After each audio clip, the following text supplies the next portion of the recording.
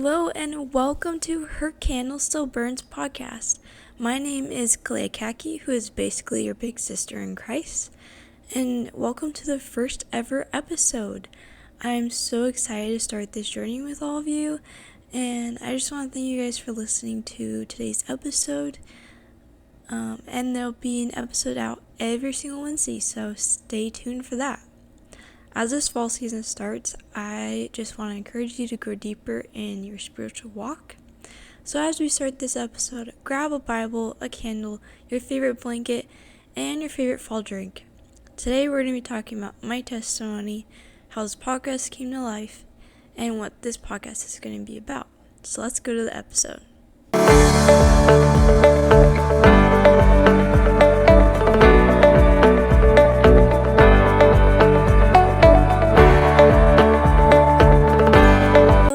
And welcome back. Today's episode is going to be definitely a lot more personal and more deep, but I believe that God can use anybody's testimony for amazing things, and I know that everybody has something that they can relate to someone with their testimony. The last few years I've really done a deconstruction and figured out what my testimony is more like, and this is the verse that I feel like is more, it ties with my testimony, and it is Romans 12 verse 2, and it says, "Do not be conformed to the world, but be transformed by the renewal of your mind, that by testing you may discern what is the will of God, what is good and acceptable and perfect." So as you'll see throughout my testimony, that really relates to my testimony and what I believe, and try to exemplify. So let's just get started with that. I'm going to start with the beginning. It starts that I was born into a Christian household, but we really didn't have our own personal relationship with Christ. We would go to church, but wasn't regularly, and we didn't read the Bible every day. We didn't do the things that someone growing in the faith would be doing. But that was until a pastor at the church I grew up going to asked my mom to be a leader at the youth ministry. And my mom just completely changed. She started getting more involved with the church, and with that we did as well. And that's when I gave my own life to Christ when I was 6 years old. I remember the day like it was yesterday. I told my mom that I wanted to give my life to Christ, and I don't really remember the exact reason why I did, but I think it was something that someone told me at Sunday school. But I really do believe that I did really truly accept Jesus into my heart. But anyways, on that day I told my mom I wanted to give my life to Christ, and then we went into a room and we said a prayer, and I gave my life to Christ. And about a year later, when I was 7 years old, I got baptized with my brother and my dad on Father's Day. At that point, life was truly amazing. We just moved actually to a small town in the mountains in Northern California at that time. At the time, we were homeschooled, and like I said, we lived in a small town in the mountains. We had a huge group of homeschool friends. I started going to Awanas that was connected with our church. Fun fact about Awanas, I've actually memorized every single Awana book from kindergarten to 6th grade. And we also won first place 3 years in a row, Bible quizzing, and 1 year with the games. But do I have those memorized now? No. But it definitely built a foundation for a lot of things. It was, at that time in my life, it was better than I could have imagined until it wasn't. It really was amazing. I got involved in the church. We found people, we found friendships. My mom was a great youth leader. My dad, he would always go with us and help out in areas that he could when he wasn't working and everything. But something that was happening behind the scenes that a lot of people didn't know is that my parents' marriage was struggling. My parents were arguing a lot. And I actually remember this one night when my parents were arguing. My mom told me and my brother to go get in a car, and we did. But at that moment, I knew that there was something wrong in the marriage. It was more than just a little argument. And when I was 9 years old, my parents officially got into a divorce. And that's when my whole life shifted and changed. It was a huge change. I went from thinking that my parents loved each other to when they were divorced. I went from staying at one house to going back and forth every single week. I went from doing homeschooling to now going to a private Christian school. We lost some friendships and gained some as well. And at the time, my faith was really struggling. I was angry at God. I asked the question, why would God let bad things happen to good people? I was really struggling with that. And at that point, I had 2 different lives. I had one with my dad and one with my mom. But I still was glad that I was able to see my dad, and everybody got to see each other. In addition to starting the private school, I got held back a grade in school, and it really was awful because I didn't know at that time, but now I do know that I have dyslexia, and spelling and reading were my hardest subjects, and it took a really long time for my mom to teach me how to read growing up. And it was just a really dark time in my life. It felt as if there was a dark cloud just around all my life, and it just kept pursuing me. And at that time too, it kind of felt like I had a lot of spiritual attacks, which was crazy. I had a lot of graphic nightmares that kept me up at night, and I knew that was the enemy. I knew it was the enemy trying to get me to completely destroy my faith and run away from God. I literally remember this one day when I was at church worshiping God normal, and this other voice pops up in my head and says, starts rebuking God, starts saying awful things about God, and literally in my mind I said, out of my head, Satan, in Jesus' name. I promise I'm not weird. That was just a crazy thing that happened. And from there, 4th grade to 6th grade, I went to a Christian private school during that time. We got new friendships, new relationships, new mentors.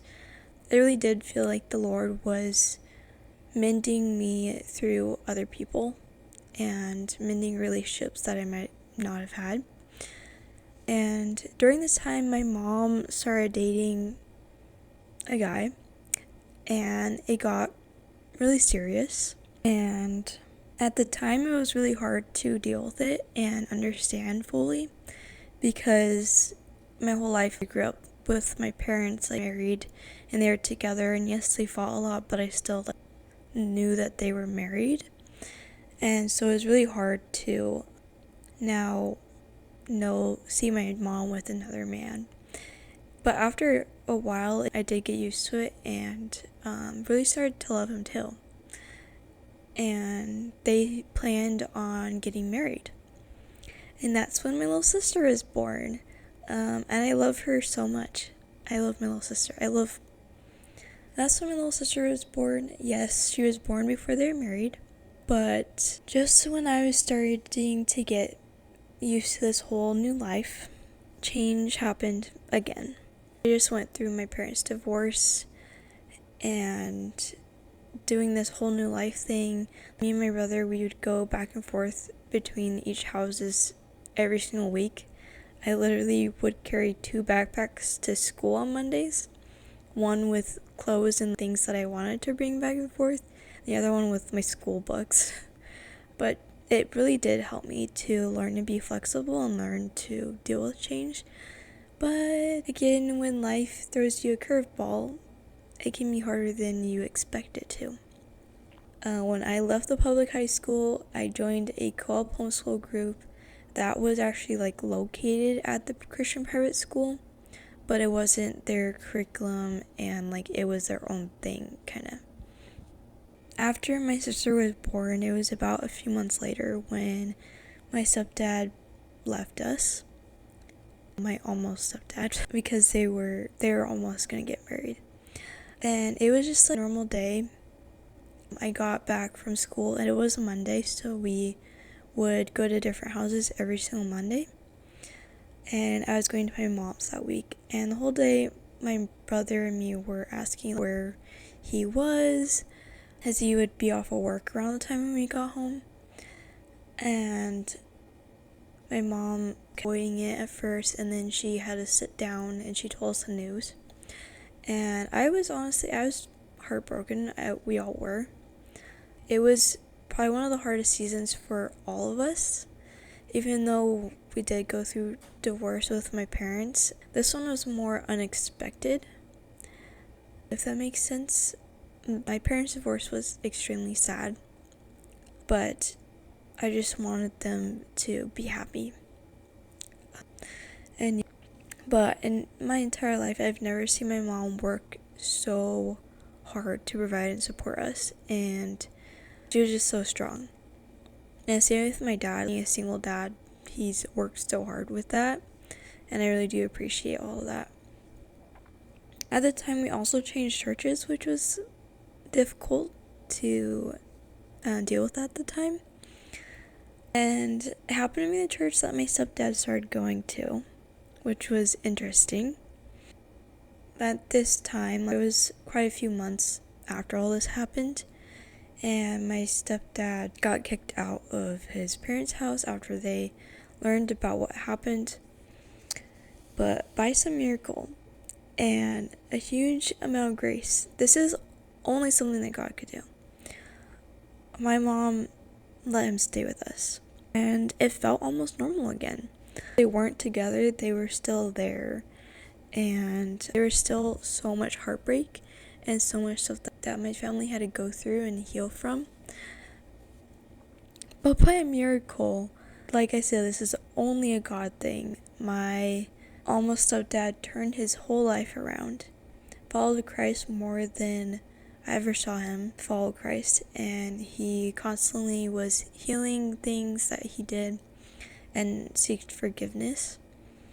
And that's when my almost stepdad did become my stepdad. My parents got married after a really hard year,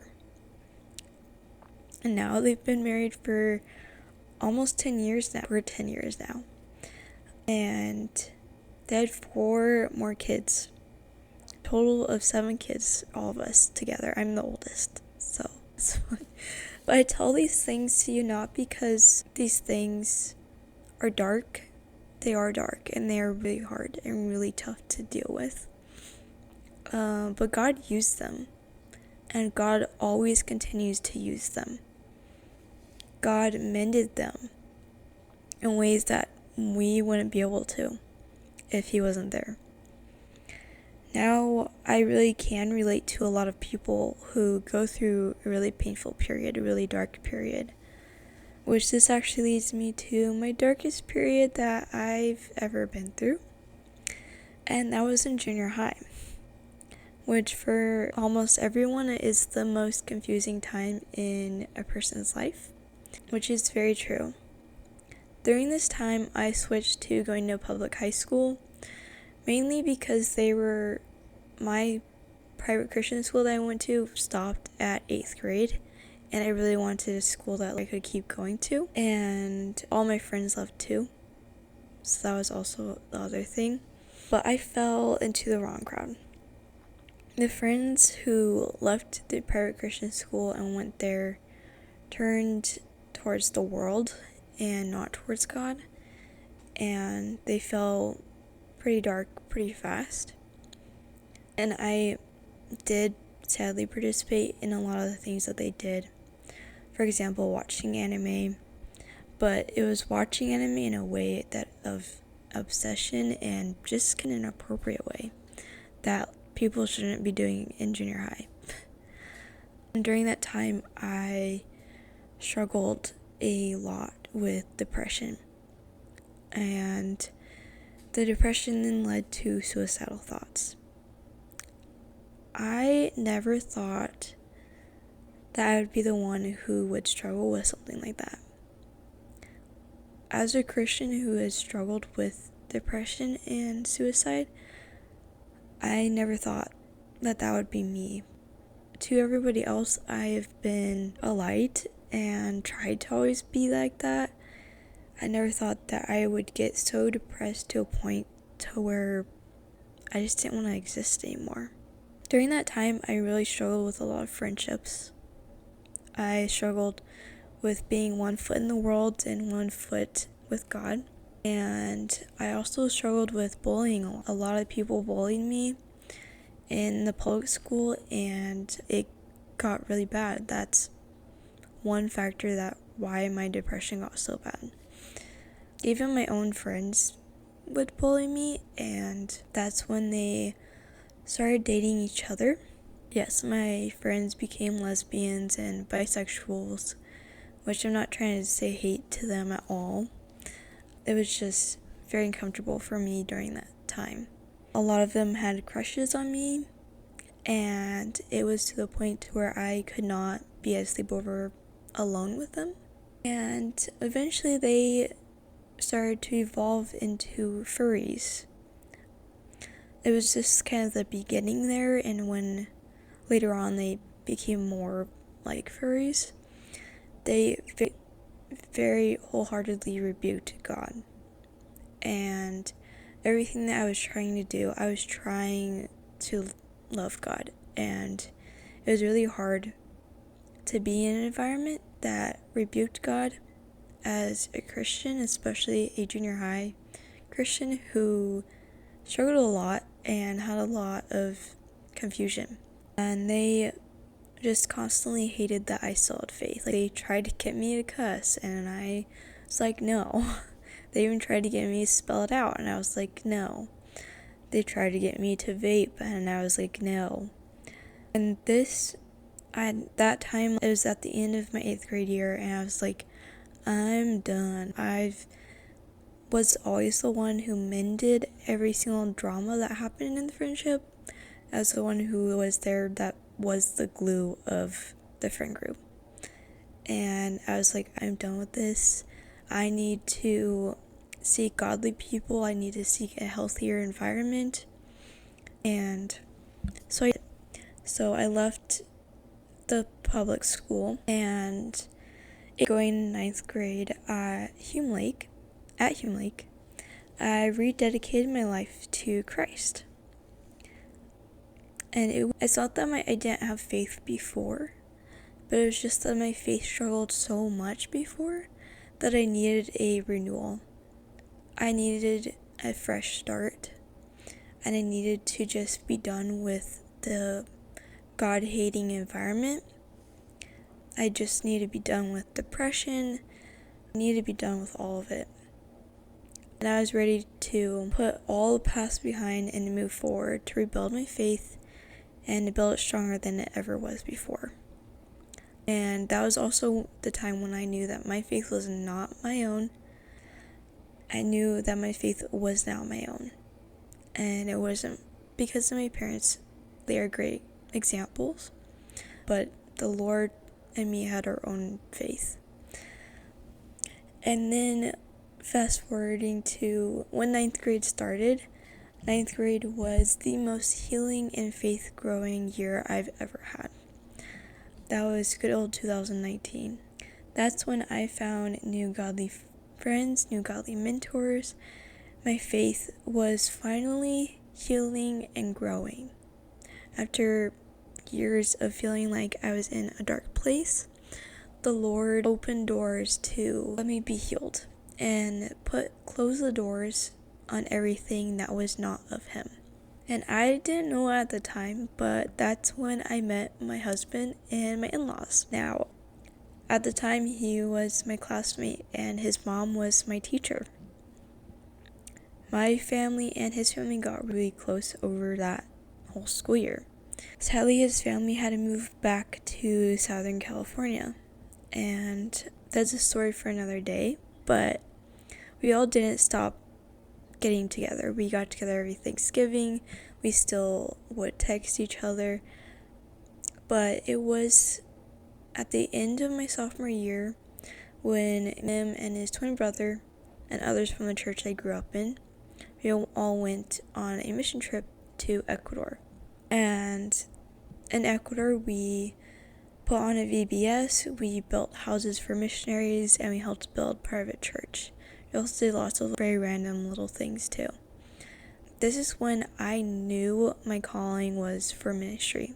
Was this mission trip? It just gave me the urgency to share the gospel with as many people as possible, and to shine Jesus' light everywhere possible, because there is so much darkness in this world, and people need Jesus. We all need Jesus. And this was also a mission trip where mine and my husband's kind of spark of a beautiful love story started to unfold. And this is also the year that COVID hit. But what's funny is that this year, for me at least, it wasn't as depressing as for a lot of people. It allowed me to see more of my friends and talk with each other more. We all grew really close through video calls and youth group after parties, where we would stay on the video call after online youth group and hang out with each other. And I was able to join my husband's youth group online as well, so that was really fun. Me and his family would get video games together, like Fortnite and Minecraft together all the time. But fast forward, we didn't start dating until August 23rd, 2020. And this because he wanted to ask both of my dads permission to date me. And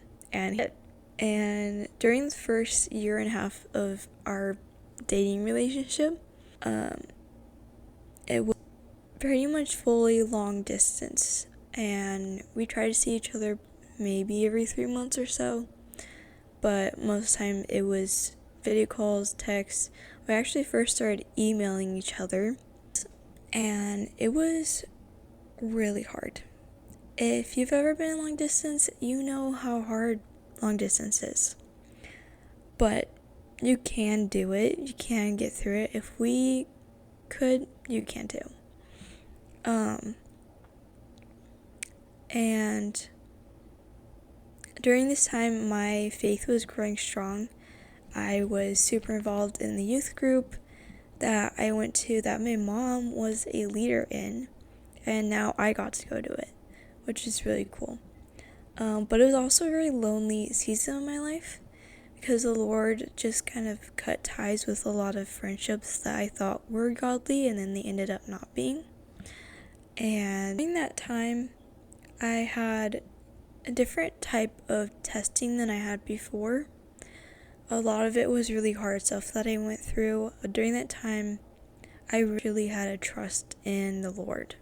Every day, everything that I was doing, just always had a trust in the Lord.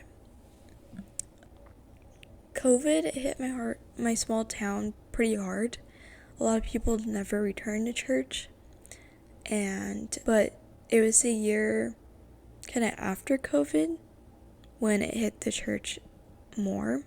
It was August, and a fire started called the Dixie Fire, and it hit my town and the towns in the area. It burned over 900,000 acres, making it the second largest fire in California history. And it burned down a town nearby, and it nearly burnt down my town. It was seconds away from burning down my town, and it didn't. It was literally God. God just put a bubble over the whole area that I grew up in, and the fire just went right up to the border and went right around it. It was literally one night when I was going to sleep, and I didn't know if I was going to wake up the next day to my town or not.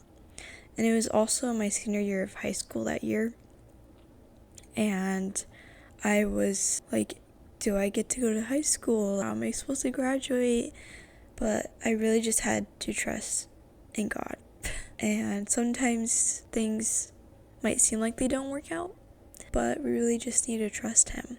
So, also going on to my senior year of high school, me and my now husband, we were still dating at that time, and he already graduated a year before me. So he graduated my junior year of high school, and he started going to college. He went to Grand Canyon University, and that was really cool because it opened up a door for me to go that route as well. My senior year, I worked crazy hard to find scholarships and anything I possibly could so that I could go to college. And the Lord was so faithful and provided more than I needed during that time. And I went to college. The next phase of my life was college. And I went to Grand Canyon University, which is the same one that my now husband went to. And I went there for several reasons. They had a great degree program. I knew many people who went there. I knew that the community was great. And of course, the fact that my husband was there too, that was a pretty good, that was a plus one. But through college, I really grew my faith a lot, more than I have my entire life. And I just know that it's going to keep growing from here. But the Lord has used me so much in college. My first semester as a freshman was tough. It was really hard to be away from my family, to be away from friends, to be away from my whole life. It was a culture shock.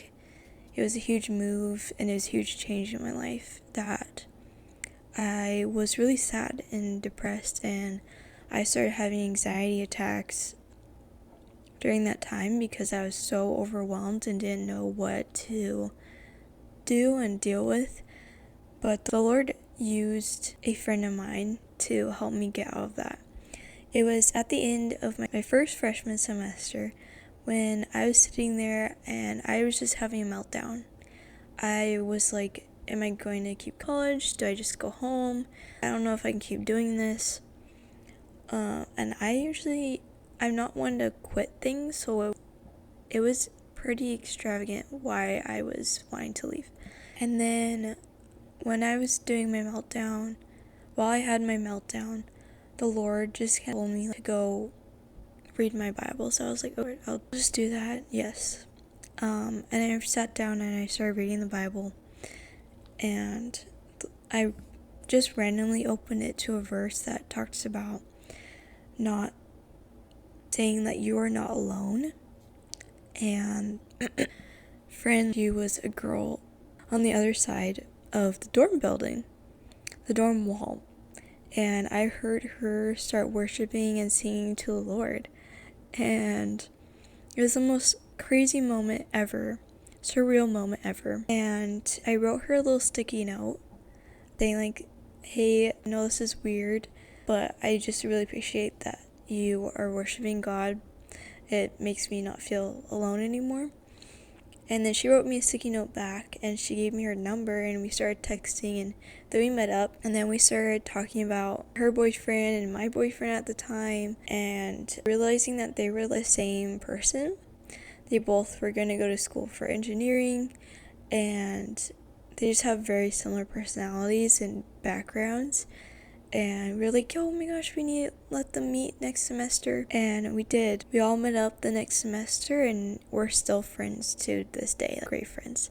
But the Lord used several other people. At the time, I was going to a life group, which that life group was basically a very healing therapy session every single day that we would go. We would, of course, get into scripture, but we really just shared our own lives and what we dealt with, and really just all bonded together to get through these real things in life. It was a really great time. And that was my freshman year. And then sophomore year came, and I really started to struggle with the idea of what am I supposed to do after college? What am I doing after college? Like, I got here, I followed the Lord telling me to go into ministry and to go here to get a degree in a ministry, but I don't know what ministry the Lord is calling me to do. I know it's in a church, I think it's in a church, I'm not sure. I didn't really know what the Lord was calling me to do. Till this one day, I was talking to a few friends of mine, and they were asking me, like, what do you feel like the Lord is gifting you with? What do you feel like you're passionate about? What do you feel like God is calling you to do? And for some reason, I said a podcast. And at the time, I was listening to podcasts all the time. I love podcasts, and I was realizing that I also wanted to start one, and also other projects that I'm going to do in the future too. But throughout the rest of the time, I was just praying and asking the Lord, preparing my heart to just grow more. I knew that the Lord would tell me when to start a podcast, and I knew at the time was not the time yet. I still needed to grow, I still needed to learn, which I still do. But the Lord really showed me that it wasn't the season yet. And I still did struggle with what I was going to do, an actual job after school, which the Lord just truly transformed my heart during college, and I am so thankful for it. I'm so thankful of being a life leader. I got to lead a Bible study for girls on the floor of my building every single week, and I really got to know that I love discipleship and mentoring and teaching, and that those are my giftings, and that I can share that with others. And then my next year, I was also a head life leader, where I also led a Bible study with another person, and then I also was in charge of a group of life leaders. And then I also met with one of the life leaders who are the staff there. And so it's just a huge discipleship tower where the Lord just works in one person and then works in the next person to keep sharing their experiences and figuring out how to deal with these situations and growing more spiritually. It was the goal, and it really did work, and I just loved the college experience. I just finished college a few weeks ago, so I finally am done with college and my degree, which I got. My degree is a bachelor degree in Christian studies with an emphasis in biblical studies, so I'm a theology major, if that makes sense. And I also just finished my summer job that I had all summer. So the last few weeks I've been like, what should I do, Lord, during this time where I knew I needed a break because I've been working so hard for such a long time, and I could feel it on my heart. Spiritually, I could feel it. I just needed a break. Just take a break and really just rest from all the activities I've been involved with for the past few years. And then the last few weeks, the Lord put the idea of opening a podcast again in my heart. And now that's what I want to do and what I wanted to do. And that's what I'm going to start. And so the podcast is called Her Candle Still Burns because I really love the idea of light and of shining for Jesus, shining in a dark world. And I want to share this verse, which is the main verse for this podcast. It's Matthew, just getting to it. Matthew 5:14 through 16, and it says, "You are the light of the world. A city set on a hill cannot be hidden. Nor do people light a lamp and put it under a basket, but on a stand, and it gives light to all in the house. In the same way, let your light shine before others, so that they may see your good works and give glory to your Father who is in heaven." And that is what this whole podcast is based off of. It is shining a light in the dark world. It is shining a light for Jesus in a dark world. It is reflecting the Lord's light in this world. Because this world is dark. It's full of sin. It's full of trials, hard times. It's full of pain. It's full of darkness. And I really think that this world just needs the light of Jesus. So many people are seeking the Lord and Jesus, and so many people need an answer, somewhere to go to find it.